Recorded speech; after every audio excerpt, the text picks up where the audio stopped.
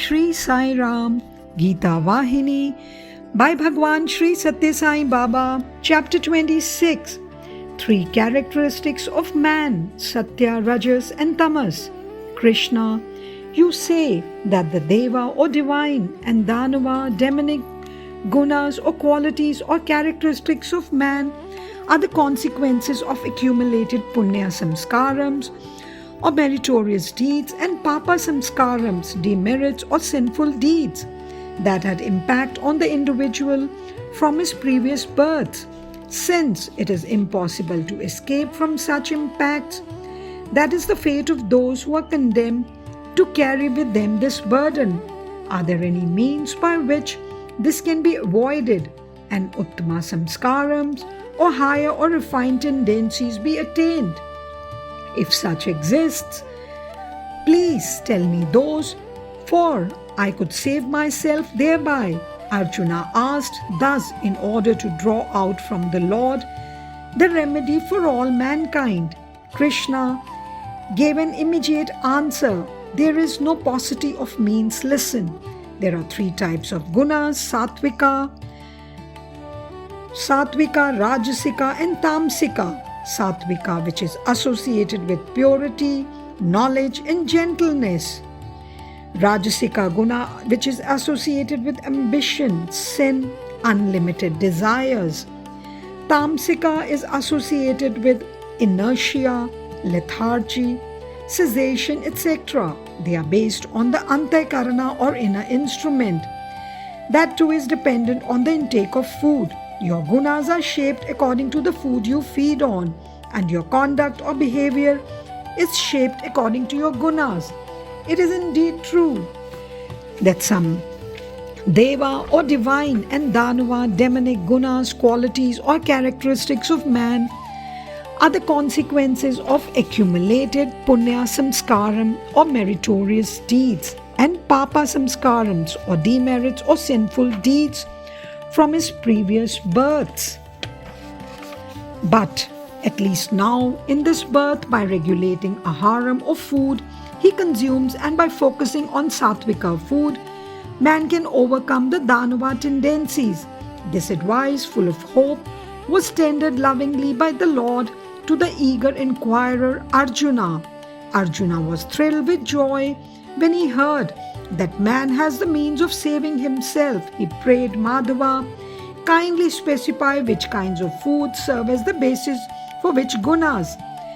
Krishna showered grace through his enchanting smile and condescended to reply, Arjuna, the doshas or defects in food soils the mind. The soiled mind cannot reflect the brilliance of moral excellence. How can the muddy waters reflect the image clearly? Likewise, the divine cannot be reflected in the soiled mind. Arjuna, the physical strength of the gross mind and the moral strength of the subtle body or mind are intimately connected with the food intake. Disease, mental weakness, spiritual slackness, all are produced by faulty food. So, the gunas of a person can be inferred from the food he consumes. Krishna asked Arjuna, pray tell me the constituents of Sattvic, Rajasika and Tamasika food. Arjuna, Sattvika food must be capable of strengthening the mind as well as the body. It should not be too salty, too spicy, too sweet or too sour. It should not be taken while steaming hot. Also, food which fans the flames of thirst should be avoided. Food which fans the flames of thirst should also be avoided. It must be balanced in all respects. Food cooked in water should not be consumed the next day. It means one should avoid eating rice that was cooked the day before. Krishna, a wide range of foods are cooked in either oil or ghee. People typically store and consume them even after several days. How about such foods? Asked Arjuna. Krishna replied, Arjuna, other foods and rice cooked in water are not the same. Nothing wrong with consuming foods made in oil or ghee before they develop unpleasant odors.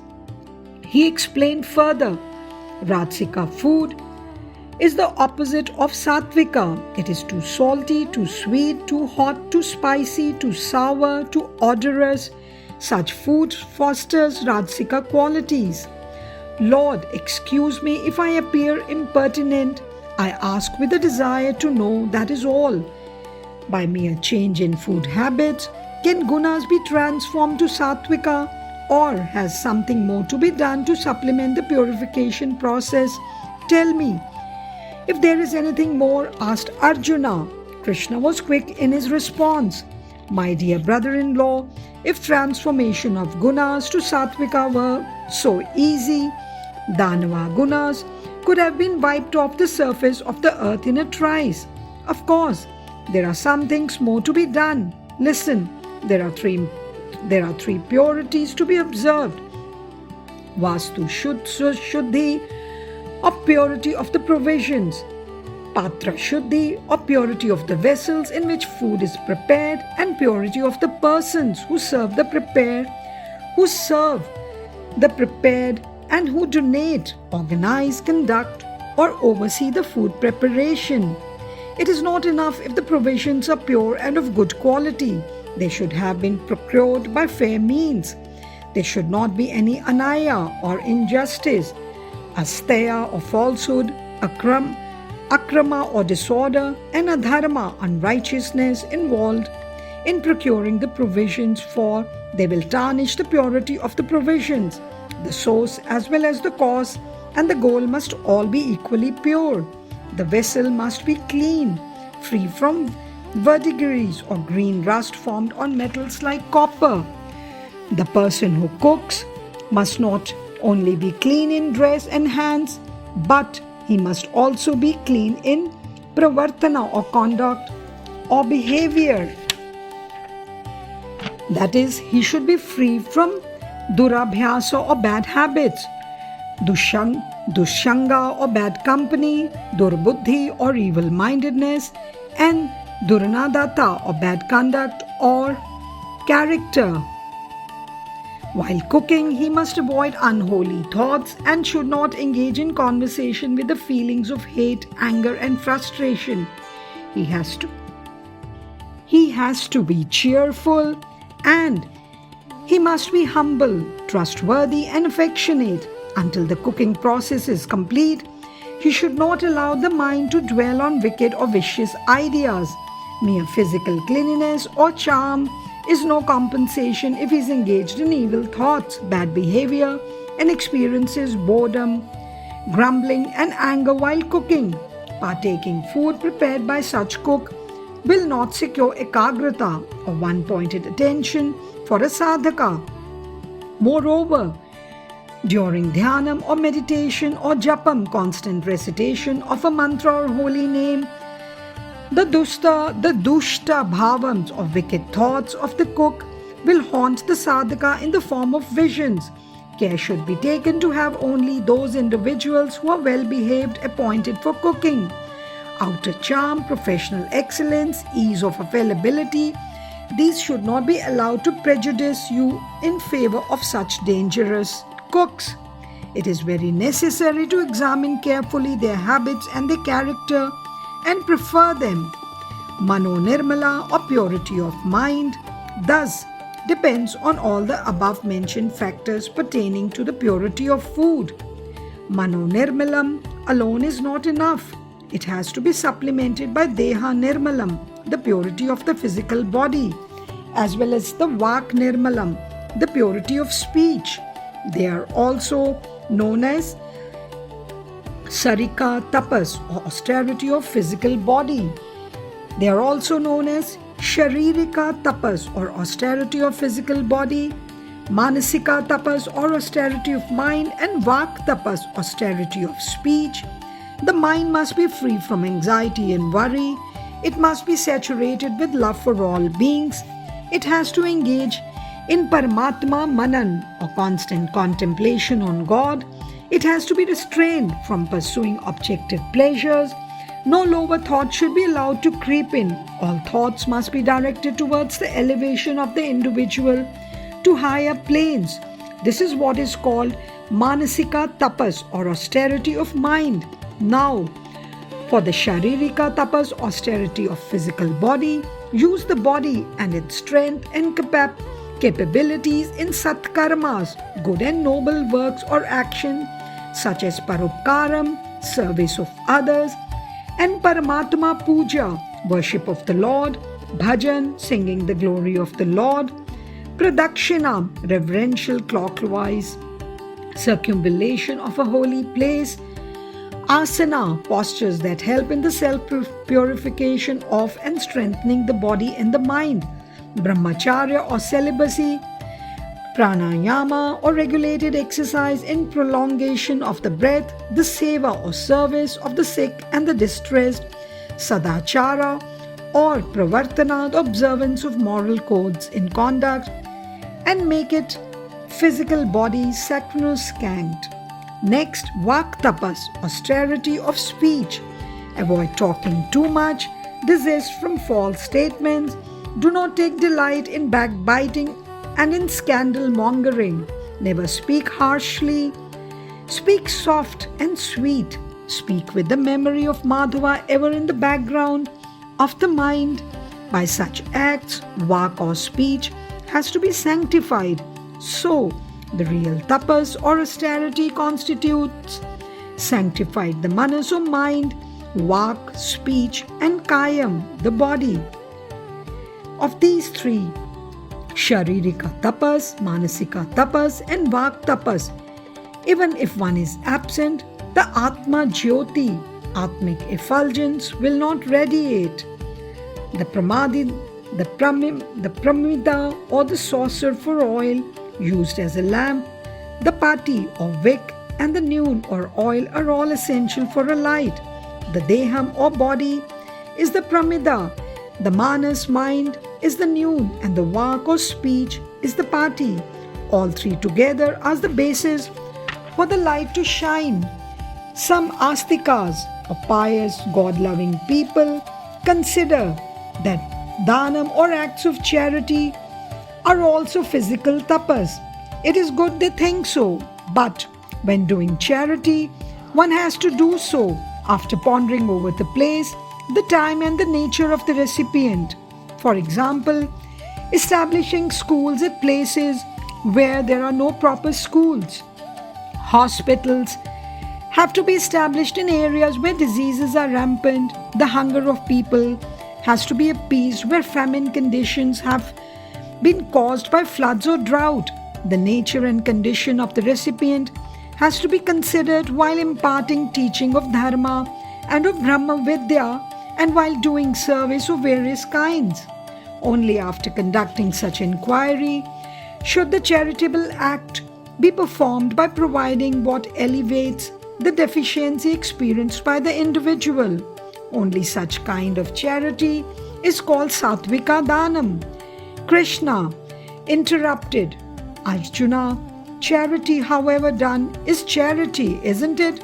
Why do you distinguish between Satvika, Rajsika, and Tamsika even in this?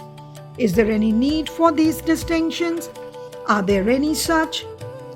Krishna answered, of course there is. Among those who practice charities, most of them have some expectation or reward in return. Very few desire just the grace of the Lord and nothing else. Practicing charities with that end in view to receive the grace of the Lord is Satvika. Charity conducted expecting something in return like fame and publicity, public esteem and power are made in a huff or made reluctantly under pressure. These are to be classed as Rajsika. Charity should be given with Satkarma Bhavam of feelings of honor and reverence. It should not be given with Tiraskara Bhavam of feelings of disregard, awe, and irreverence. Nor should it be given to the undeserving person or at an insignificant place. For example, organizing food donation in a location where there is no dearth of food is regarded as insignificant only, isn't it? Building hospitals in places that are inaccessible is as good as charity thrown away. Food for the overfed is a burden, not a boon. When given to someone who is not in need, it becomes a waste. Such benefitlessness and wasteful charity is called tamsika. Arjuna, while practicing dhanam or charity, one has to be very vigilant. You should not scatter it to whomsoever pleads for it, nor can you shower it on all kinds of places. Be careful that you remember the three types of dhanam mentioned by me already, and then do as seems most proper. The dhanam you make must not be for name or fame. It should have no motive of pomp or publicity, nor it should be benefitless. In all acts, the sattvika attitude is devout in nature. In other words, this sattvika attitude must permeate all things seen, heard, and spoken. Arjuna, who was listening with head bent and with great concentration to all this, raised his head and asked, thus, while looking into the alluring face of the Lord, Lord, you mentioned the sattvika attitude of manas or mind, vak, speech, deham, body, and dhanam, acts of charity. What exactly is sattvika shravanam? That is purity in listening, and sattvika drishti, purity in vision. Please tell me these in some detail so that I can then implicitly follow the instructions. He prayed to Krishna with such a face radiating the rays of hope that the Lord was pleased and beamed with joy. Krishna patted Arjuna on the back. He said, Sattvika Shravanam is listening to the stories, experiences, and messages of sages and saints who aspired for God and followed Sattvika path.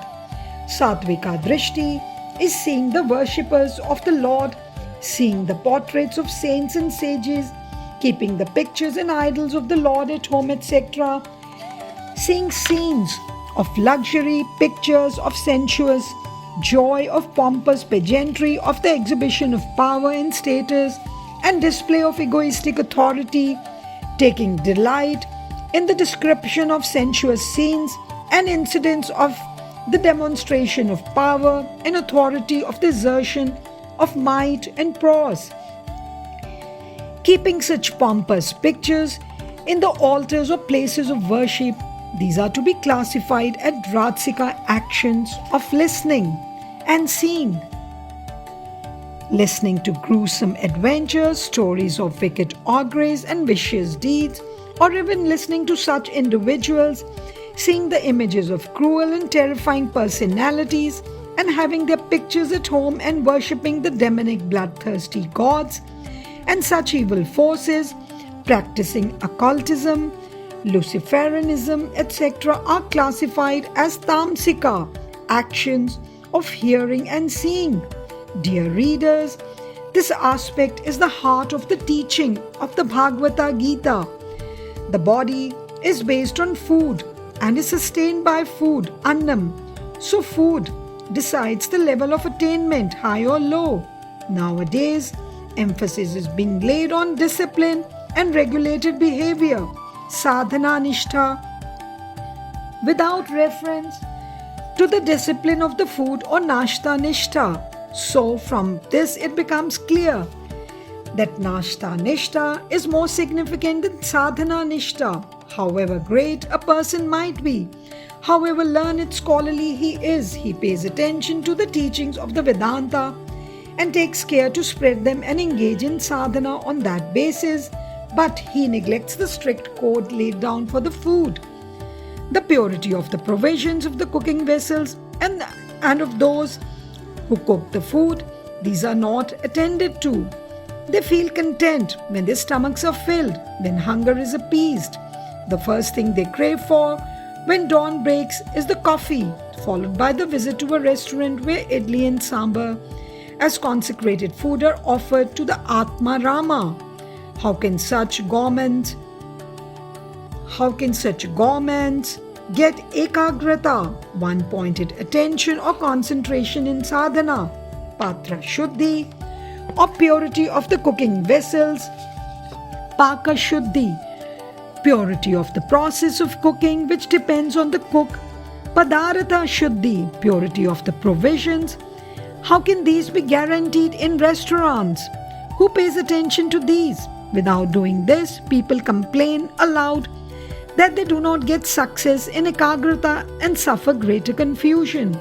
The effect will be secured only when the proper causes function well. When bitter things are cooked, how can the final dish be sweet and delicious? Ahara and Vihara, food and recreation, are both very carefully regulated in the Gita, but little heed is paid to its teachings, nor is it considered so essential. There are people everywhere who learn Gita, who expound it for hours together and who preach about it, but very few put its sacred teachings into practice. The verses fill their heads in an upward trend, but their stomach churns, phrases which means burning of stomach due to anxiety. The vessels with their heads in an upward trend, the verses fill their heads in an upward trend, but their stomach churns are not showing any downward trend. Ananda, bliss and Shanti, peace, can be secured only when Ahara and Vihara are free from doshas or impurities. Anadhakaram or Andhakaram or darkness, and Prakasham, light, cannot coexist. Kama, god of desire, and Rama, Lord Rama, who is the very embodiment of bliss, cannot be in the same place together. They are like fire and water. How can one escape an evil reaction if a spiritual text is held in one hand and hot tea or coffee or a lighted cigarette or bidi or a pinch of snuff is held in the other? Some even justify their unregulated lives by declaring that whatever is eaten, however eaten, wherever eaten, the stuff is rendered pure and acceptable on account of the raging fire of jnana which they have in them. How can a bitter fruit be transformed into a sweet one when it is dipped in a series of holy waters? Likewise, how can persons who simply traverse and give lectures on spiritual or scriptural literature get saturated with the sweetness of its message? What really happens is that those who listen to such hypocrisies lose even the little faith they have in our scriptures and become hardened disbelievers. How can a person who feels helpless to restrict and regulate his food habits be trusted to restrict and regulate his senses? If he cannot limit and control his feeding, how can he limit and control the senses? If he cannot exercise control over his food habits, how can he exercise control over his senses? Can the noose which falls down for a cough survive a sneeze? How can one who is incapable of reaching a sling suspended from a ceiling would reach out to heaven's heights? When a man is a helpless victim of coffee or cigarette or snuff, how can he muster strength and courage to overcome the more powerful foes such as kama, krodha and lobha, that is desire, anger and greed? When he cannot renounce malignum or impurity in the mind, how can he control manas or mind? Hence, surmounting the jihva, chaplayam or agitation of the tongue, facilitates in surmounting the guha or chaplayam, agitations of the genitals. They, jiha and guha, are firmly interconnected, as closely as the feet and the eyes. Jai Sai Ram. साईश्वराय विद्महे सत्यदेवाय धीमहि तन्नः सर्वप्रचोदयात्। ॐ साईश्वराय विद्महे सत्यदेवाय धीमहि तन्नः सर्वप्रचोदयात्। ॐ साईश्वराय विद्महे सत्यदेवाय धीमहि तन्नः सर्वप्रचोदयात्। ॐ